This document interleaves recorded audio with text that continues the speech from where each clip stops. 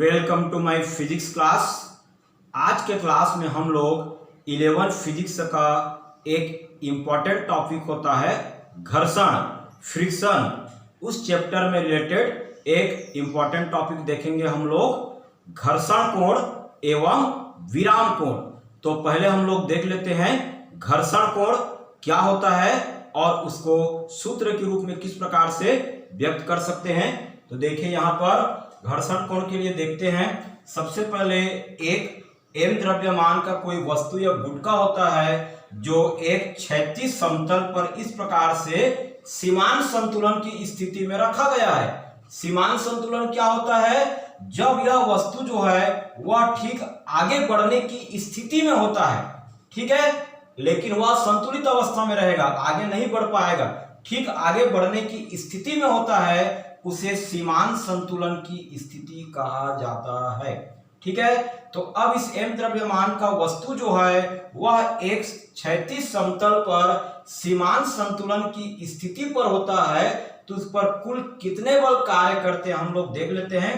तो यहां पर लिखेंगे सबसे पहले एम द्रव्यमान का एक वस्तु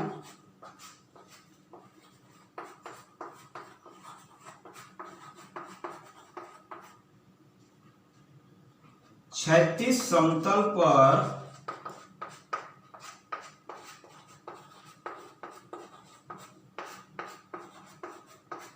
सीमांत संतुलन की स्थिति में है तो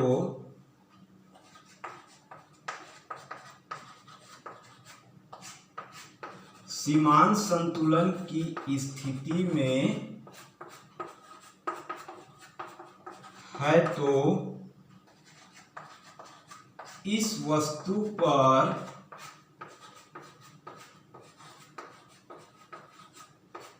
निम्न बल कार्य करता है।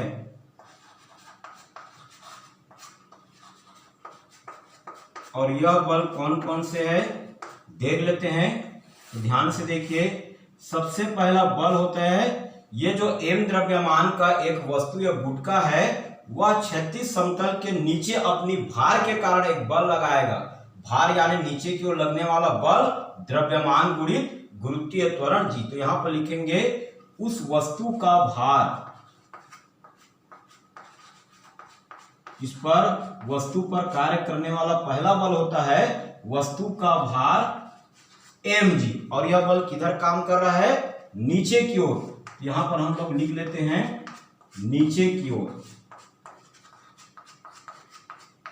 ठीक है, अगला बल कौन सा होगा देखिए, यह जो वस्तु का भार नीचे की ओर है, क्रिया बल लगा रहा है, तो यह क्षैतिज समतल इस वस्तु पर ऊपर की ओर क्या लगाएगा? रिएक्शन फोर्स यानी प्रतिक्रिया बल। तो अगला बल होगा इस वस्तु पर कार्य करने वाला प्रतिक्रिया बल, रिएक्शन फोर्स या प्रतिक्रिया बल R। ये किधर काम कर रहा है? ऊपर की ओर। तो यहां पर हम लोग लिखेंगे बल की दिशा कहां काम करेगा? ऊपर की ओर। ठीक है, अगला बल कौन सा होगा देखिए, तीसरा बल होता है वस्तु पर लगाने वाला बाह्य बल।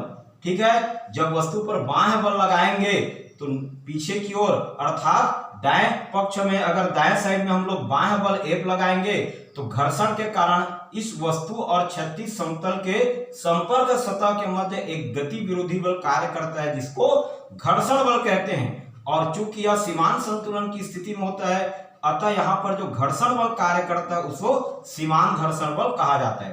तो तीसरा देख लेते हैं हम लोग, वस्तु पर कार्य करने वाला बाह्य बल, इसको कैपिटल F से शो करते हैं और यह दाईं ओर काम कर रहा है। तो यहां पर लिख लेते हैं हम लोग दाईं ओर। ठीक है, तो दाईं ओर जब बल कार्य करेगा तो इसके संपर्क सतहों के मध्य गति विरोधी बल अर्थात सीमांत घर्षण बल काम करता है। तो यहां पर हम लोग लिखेंगे चौथा बल, यह काम करेगा बाह्य बल के विपरीत दिशा में जिसको सीमांत घर्षण बल कहा जाता है और इसको स्मॉल f और s से शो करते हैं। और यह किधर काम करेगा? बाईं ओर काम करता है।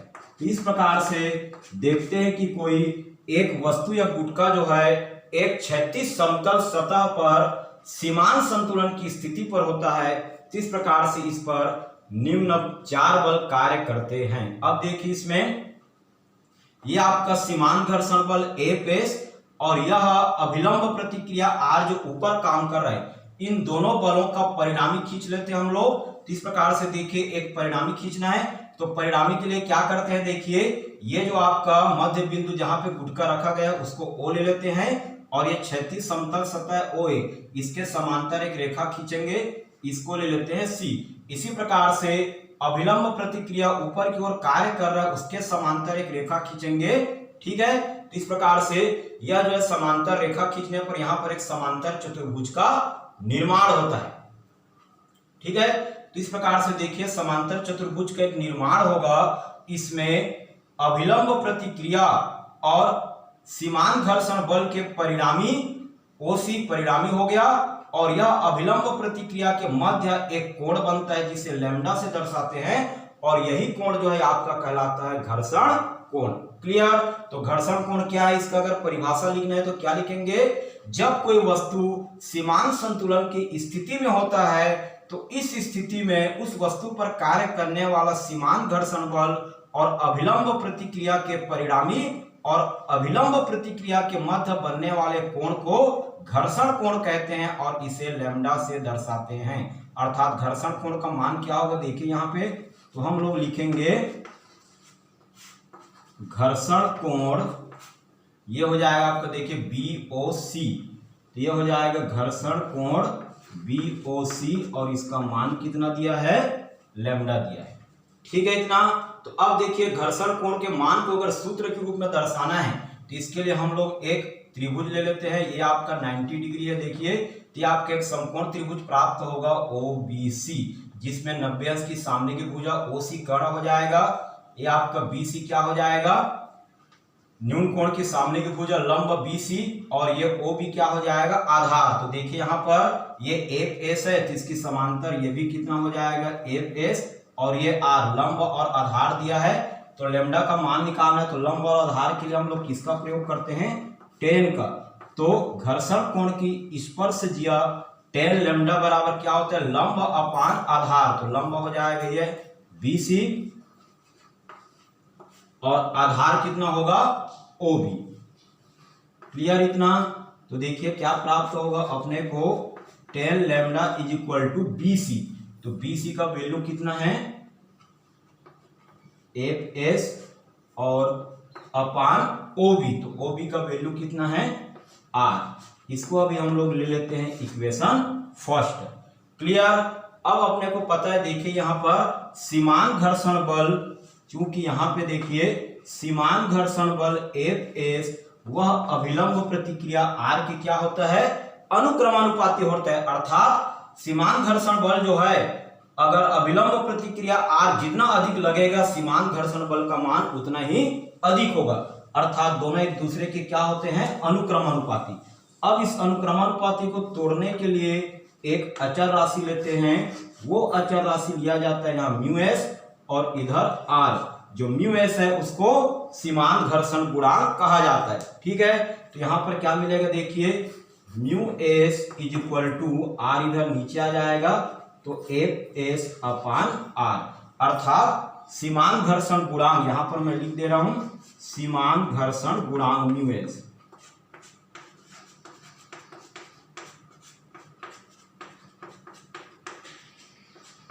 तो सीमांत घर्षण गुणांक μs is equal to Fs upon R।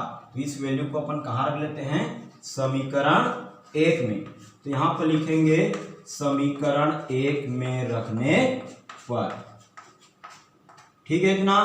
तो क्या मिलेगा, देखिए यहाँ पे घर्षण कोण लैम्डा की स्पर्श दिया यानी tan lambda is equal to Fs upon R। तो यहाँ देखिए Fs अपान R की जगह में क्या लिख सकते हैं, μs। तो इस प्रकार से हमको एक महत्वपूर्ण संबंध प्राप्त होते, इसको ले लेते हैं इक्वेशन सेकेंड। अर्थात घर्षण कोण लैम्डा की स्पर्शज्या जो है वह सीमांत घर्षण गुणांक μs के बराबर प्राप्त होता है, ठीक है। तो इस प्रकार से ये आपका घर्षण कोण कंप्लीट होता है। अब हम लोग देख लेते हैं विराम कोण। फिर उसके बाद घर्षण कोण और विराम कोण दोनों में किस प्रकार से संबंध स्थापित किया जा सकता है यह देख लेते हैं। तो अगला टॉपिक हम लोग देखते हैं विराम कोण क्या होता है। देखिए यहां पर विराम कोण के लिए अगला टॉपिक हम लोग देखेंगे विराम कोण। तो क्या होता है विराम कोण? जब कोई वस्तु जो है एक न समतल पर, न समतल मतलब अगर वह झुका हुआ है तो इस झुके हुए अर्थात नम समतल पर सीमांत संतुलन की स्थिति में हो। सीमांत संतुलन मतलब ठीक फिसलने की स्थिति में हो। तो जब कोई वस्तु जो है एक न समतल पर सीमांत संतुलन की स्थिति में हो और वह क्षैतिज समतल के साथ इस न समतल के मध्य एक कोण बनाता है जिसे विराम कोण कहते हैं और इसे थीटा से दर्शाते हैं। जिस प्रकार से न समतल का क्षैतिज समतल के साथ जो कोण बनाता है उसे विराम कोण कहा जाता है। ठीक है, तो इस प्रकार से विराम कोण का मान क्या होगा? देखिए हम लोग यहाँ पर ए ले लेते हैं। यह आपका क्या है? एक न समतल है ओ ए और इसको हम लोग ले लेते हैं एक क्षैतिज समतल। तो ए ओ बी ये कौन सा कोण हो जाएगा? विराम कोण हो जाएगा। यहाँ पर लिखेंगे हम लोग विराम कोण ए ओ बी और इसको थीटा से शो किया जाता है। ठीक है, तो इस प्रकार से देखिए अगर कोई मान लेते हैं एम द्रव्यमान का एक वस्तु है वह न समतल पर सीमांत संतुलन की स्थिति में है तो उस पर निम्न कितने बल कार्य करते हैं? तो यहां पर लिखेंगे एम द्रव्यमान का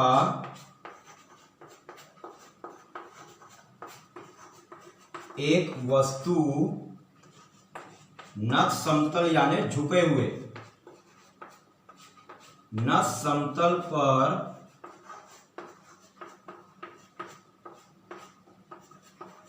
सीमांत संतुलन की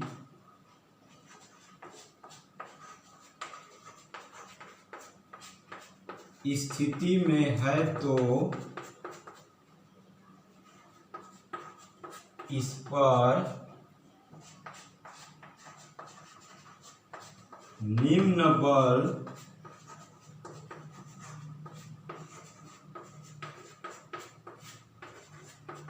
कार्य करते हैं। कौन कौन से ये बल है? देखिए सबसे पहला बल होता है इस एम द्रव्यमान के वस्तु का भार नीचे की ओर लगने वाला बल द्रव्यमान गुणित त्वरण। क्या है? ये इसका भार है। W से भी शो कर सकते हैं। तो यहां पर लिखेंगे वस्तु का भार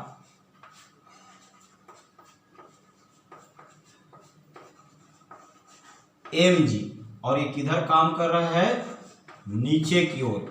तो यहां पर लिखेंगे हम लोग नीचे की ओर। ठीक है, उसके बाद देखिए अभिलंब प्रतिक्रिया R ये ऊपर की ओर काम कर रहा है या फिर लिख सकते हैं ओ ए के लंबवत ऊपर की ओर। तो अगला बल लिखेंगे यहां पर हम लोग देखिए अभिलंब प्रतिक्रिया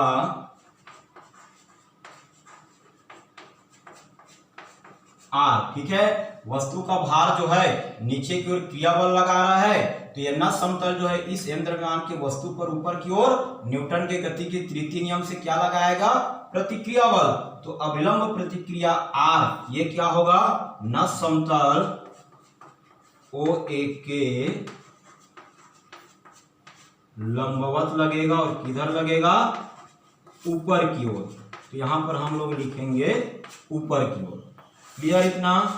अब इसके बाद देखिए तीसरा बल क्या काम करेगा? आपका वस्तु अगर इस दिशा में फिसलने की स्थिति में हो तो एक एस यानी सीमांत घर्षण बल ये न समतल ओ ए के ठीक है ऊपर की ओर लगेगा। तो यहां पर लिखेंगे तीसरा बल सीमांत घर्षण बल एफ एस यह न समतल ओ ए के समांतर ऊपर की ओर। तो यहां पर लिखेंगे न समतल ओ ए के समांतर किधर काम करेगा? ये ऊपर की ओर। ठीक है, तो इस प्रकार से ये तीन बल काम करते हैं। लेकिन वस्तु का भार mg जो है या फिर दो घटकों में विभाजित हो जाता है। कौन कौन से दो घटक देखिए यहाँ पर, तो यहाँ पर लिखेंगे वस्तु का भार mg निम्न दो घटकों में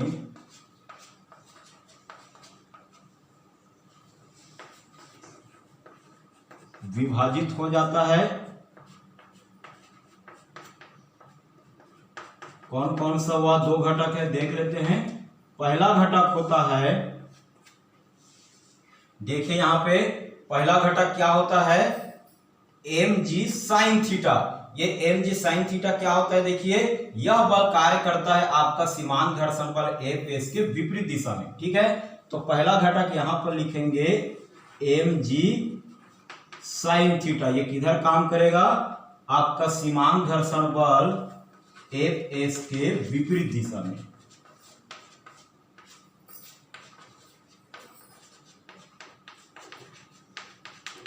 ठीक है, अगला घटक होता है देखिए mg cos थीटा। ये अभिलंब प्रतिक्रिया r के विपरीत दिशा में काम करता है।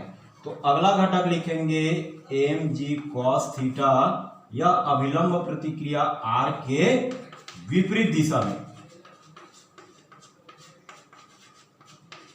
तो अब देखिए यहां पे संतुलन की स्थिति में, अर्थात यह जो m द्रव्यमान का वस्तु है वह न समतल पर संतुलन की स्थिति में है। तो देखिए यहाँ पे संतुलन की स्थिति में है तो क्या होगा, ये जो mg sin थीटा है घटक वस्तु का भार, वह क्या करेगा, सीमांत घर्षण बल Fs को संतुलित करके रखा रहता है। क्लियर, यहाँ पर लिखेंगे mg sin थीटा जो वस्तु के भार का घटक है वह सीमांत घर्षण बल Fs को क्या करेगा, संतुलित करेगा। इसको ले लेते हैं इक्वेशन फर्स्ट। उसी प्रकार mg cos थीटा के विपरीत और क्या है, प्रतिक्रिया बल आपका विलंब प्रतिक्रिया r, ये संतुलित करता है। तो ये बराबर हो जाएगा mg cos थीटा अभिलंब प्रतिक्रिया r के। इसको ले लेते हैं अपन इक्वेशन सेकेंड। क्लियर, अब क्या करते हैं, इन दोनों को भाग दे देते हैं। तो समीकरण 1 में समीकरण 2 को भाग देने पर, तो देखिए भाग देने पर अपने को क्या प्राप्त होगा, इधर है mg sin थीटा और अपान नीचे में कितना है, देखिए समीकरण 2 जो है उसमें कितना है, नीचे में हमको भाग देने पर mg cos theta, mg sin theta का वैल्यू इधर Fs और mg cos थीटा का वैल्यू r। तो देखिए mg और mg कैंसिल हो जाएगा तो sin theta upon cos theta मिलेगा। तो इसका वैल्यू होता है tan थीटा और यहाँ पर अभी लिख लेते हैं हम लोग Fs अपान r। इसको ले लेते हैं इक्वेशन थर्ड। क्लियर इतना, चलिए आगे बढ़ते हैं हम लोग। चूंकि अपने को पता है कि सीमांत घर्षण बल Fs वह क्या होगा, अभिलंब प्रतिक्रिया r के अनुक्रमानुपाती होता है।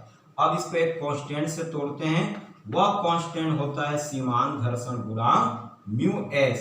क्लियर, तो म्यू एस जो है यानी कि सीमांत घर्षण गुणांक mu S is equal to Fs और r कहाँ चलाएगा, नीचे। तो इस वैल्यू को हम लोग जो है कहाँ रख देंगे, समीकरण 3 में रखने पर। ठीक है, तो समीकरण 3 में रख देंगे तो क्या मिलेगा, देखिए अपने को tan theta is equal to Fs upon r। तो Fs अपान r की जगह में म्यू एस यानी सीमांत घर्षण गुणांक। तो इस प्रकार से देखिए हमको विराम कोण और सीमांत घर्षण गुणांक में एक अभिष्ट संबंध प्राप्त होता है, अर्थात किसी वस्तु का विराम कोण का स्पर्श जिया उसके सीमांत घर्षण गुणांक के बराबर होता है। क्लियर, इसके पहले हम लोग घर्षण कोण भी पढ़ चुके हैं। तो घर्षण कोण एवं विराम कोण में क्या संबंध देखने को मिलता है तो देख लेते हैं। इसके लिए देखिए लिखेंगे, चूंकि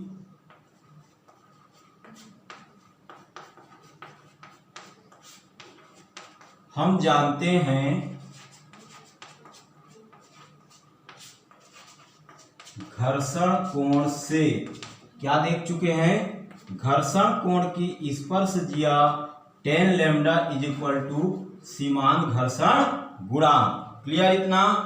अब देखिए tan lambda is equal to mu s देख चुके हैं, तो इस म्यू एस के मान को कहां रख देंगे हम लोग, समीकरण 4 में रखने पर।